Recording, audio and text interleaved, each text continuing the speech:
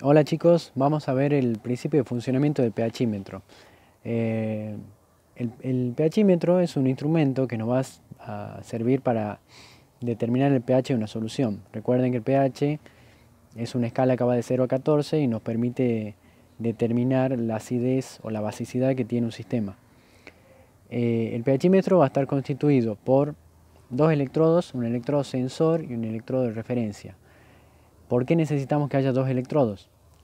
Siempre se van a medir diferencias de potencial entre esos dos electrodos. No podemos medir el potencial absoluto de un sistema, no podemos poner un electrodo y medir el potencial que se genera entre la solución y ese electrodo, sino que tenemos que hacer circular la corriente que se genera entre los dos electrodos a través de un sistema de medición, que va a ser justamente el pHímetro que nos devuelve la lectura en un display, ¿sí?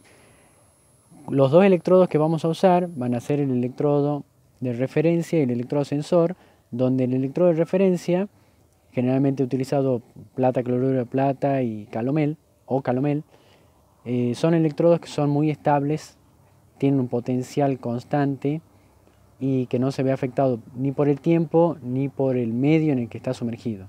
Eso es muy importante porque si yo quiero contrastar la medida del electrodo sensor con respecto al de referencia, uno de los dos tiene que ser fijo, porque sí o sí el electrodo sensor va a tener una medida que es variable.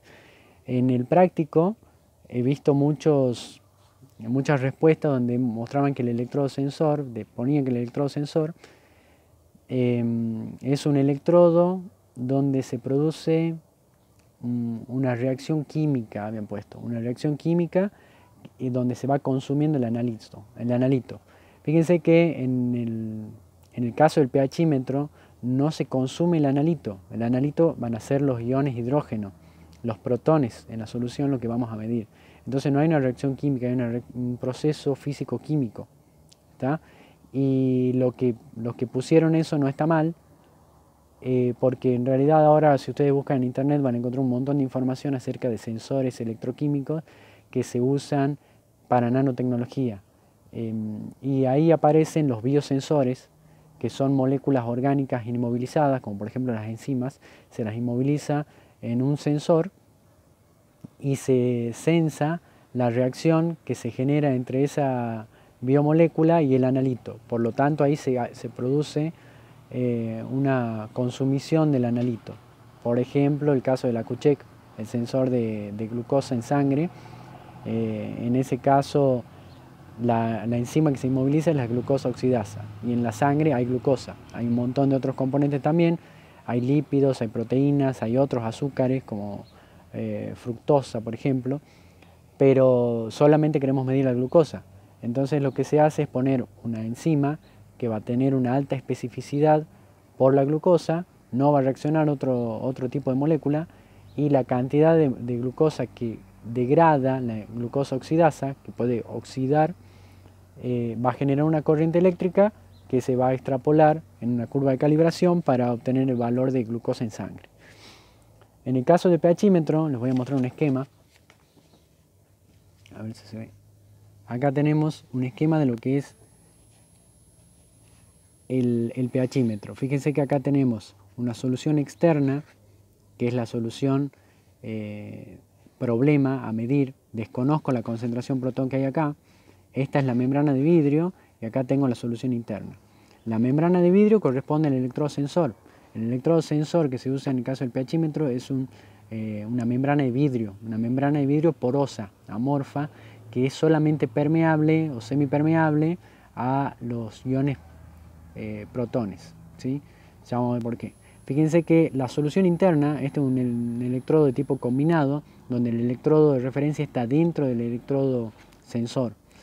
En este caso, el electrodo de referencia es plata cloruro de plata, va a tener una solución interna que va a tener una concentración conocida de protones, o sea que va a tener un pH conocido. Ese pH y esa concentración protón va a ser constante. O sea que no va a cambiar, no debería cambiar con el tiempo ni con el uso. La solución externa va a variar según el medio en que se la coloque. Esta membrana tiene aniones, cationes y aniones en su estructura, y por dentro y por fuera de esa membrana de vidrio se genera una estructura de gel, ¿sí? Donde, en la zona donde el vidrio se moja con los protones, con la solución acuosa, va a haber una estructura de gel. Fíjense que en este medio, que es un medio ácido, en el medio ácido, voy a tener una alta concentración de protones y por lo tanto la superficie del electrodo se va a cargar positivamente. Si la concentración de protones es mayor fuera del electrodo que dentro, va a haber una tendencia de estos protones a ingresar al interior.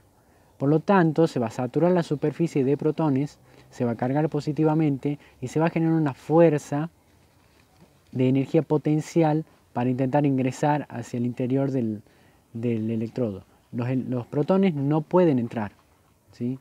No pueden entrar. Si los electrones, perdón, los protones, si los protones pudieran entrar, si pudiera haber un intercambio de protones, en este caso se establecería un equilibrio de concentración y al perderse la diferencia de concentración entre una solución y la otra, perderíamos la capacidad de medir una diferencia potencial, porque la diferencia potencial sería cero.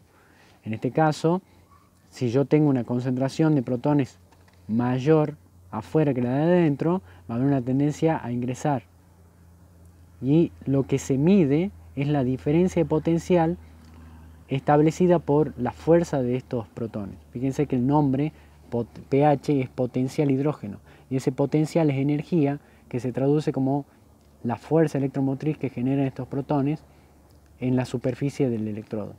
En este caso, fíjense que si yo tengo una concentración menor en el exterior con respecto al interior, como puede ser en el caso de una solución alcalina, donde yo tengo una muy baja concentración de protones, la superficie se carga negativamente.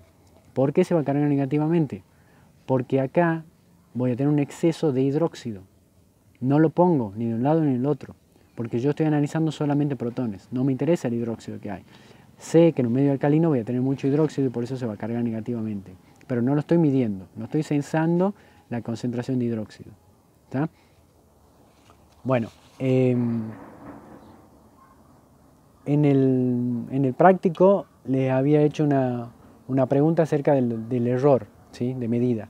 Fíjense que el error, la mayoría lo contestaron bien, el error es inherente a toda medida, no se lo puede eliminar, sí se lo puede minimizar y lo más importante es que se lo pueda controlar y conocer ese error, porque conociendo el error yo puedo reportar el resultado con un determinado error de medición. Los elementos de medición electroquímicos o los digitales van a tener un error mucho menor que los que son visuales, como el papel tornasol, las tiras reactivas o cualquier método que implique una observación subjetiva, ¿sí? Un cambio de color, donde una persona puede ver un color y la otra persona otro. En este caso, si el pHímetro es digital, yo voy a leer un valor y otra persona tiene que leer el mismo valor. ¿Tá? Entonces, en ese caso, estos dispositivos tienen un error mucho menor que los ópticos. ¿Qué más me quedaba por decirles? Otra cosa más, el electrodo sensor de hidrógeno, de pH, es uno de los que tiene menos error debido a que la membrana de vidrio porosa solamente es permeable a los iones hidrógeno. O sea, son tan chiquitos los poros de la membrana de vidrio que solamente permite pasar a los protones de hidrógeno a través de esta membrana. Cuando digo a través, de nuevo les repito, no atraviesa la membrana del todo, sino que puede penetrar desde la solución hasta esta zona que está remarcada acá, que es una zona de gel de vidrio hidratado, puede penetrar por poros hasta cubrir esta zona. Del otro lado va a pasar lo mismo. No pueden atravesar de este medio a este medio, ni del interno al externo, ¿sí? Bueno, al ser tan chiquitos los poros, solamente van a pasar los protones. Entonces, cationes más grandes, calcio, potasio, magnesio, cobre, no pueden atravesar la membrana. Si no pueden atravesarla, no van a ser interferentes, ¿sí? Como solamente puede pasar el hidrógeno, solamente se va a medir hidrógeno. Vamos al otro caso. En el caso de que yo quiera construir un electrodo sensor de sodio, como el sodio es mucho más grande que el hidrógeno, cuando yo mida los iones sodios que hay en un sistema, el hidrógeno va a hacer una interferencia, porque al ser mucho más chiquito se va a meter donde se meta el sodio. Pero al revés no sucede. Y es por eso que, a pesar de ser uno de los métodos más antiguos, ya tiene casi 100 años la invención del electrodo, es bastante sensible y con muy poco error, ¿sí? Espero que se haya entendido y cualquier cosa me consultan a través del aula o del grupo.